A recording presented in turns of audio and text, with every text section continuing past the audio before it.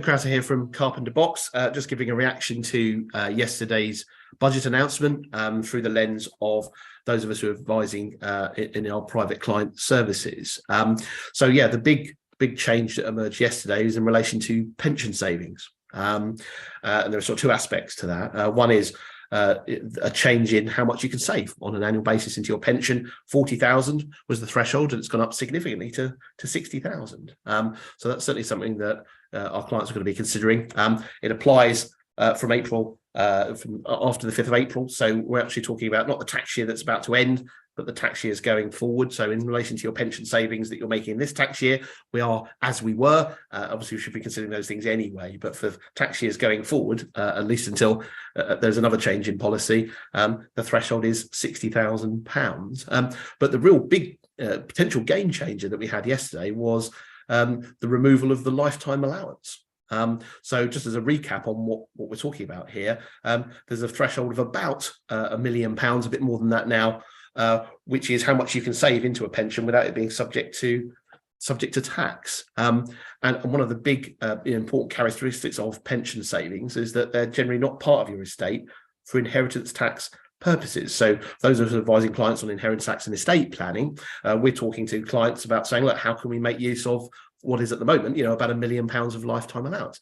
If that threshold, as it has been, is abolished, from April, then we have an unlimited amount of pension savings that we can make. Obviously, we're limited by what we can put in on an annual basis, but it's really, really significant. And when we think about pensions, historically, pensions have been there to provide an income in retirement. And of course, that is still the case. But often what we're talking to clients about is pension savings, not with a view to necessarily providing income in retirement, albeit it can do that, but actually using pensions as simply a wrapper that you can save money in to pass on to the next generation free of inheritance tax. And now we've got the prospect of that being unlimited. I think that's really, really significant. If I think about some of our clients, for example, who've got family investment companies, for example, and there might be 4 family members working in that business, £60,000 per annum times 4, let's say, £240,000. And we're saving that, we can save that every year unlimited, in perpetuity.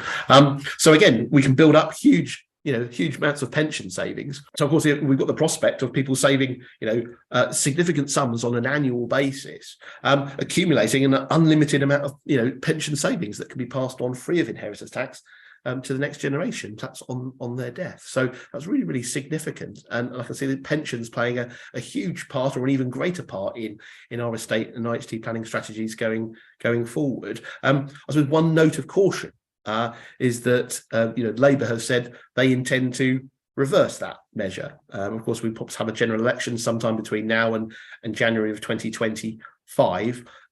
So it might not be that this exists for a long period of time. And of course, if we're going to fill our boots in relation to pension savings, we might be mindful of the fact that threshold, that unlimited threshold, could be reintroduced at some point in the future. So we might have to tread a little bit more carefully, but for the time being, we've got 40,000 to 60,000 and more that can be made into pensions free of tax, and certainly a pot that can accumulate free of inheritance tax is certainly something that's really, really attractive to those of us who are working in the field of helping people manage their estate planning and IHT planning.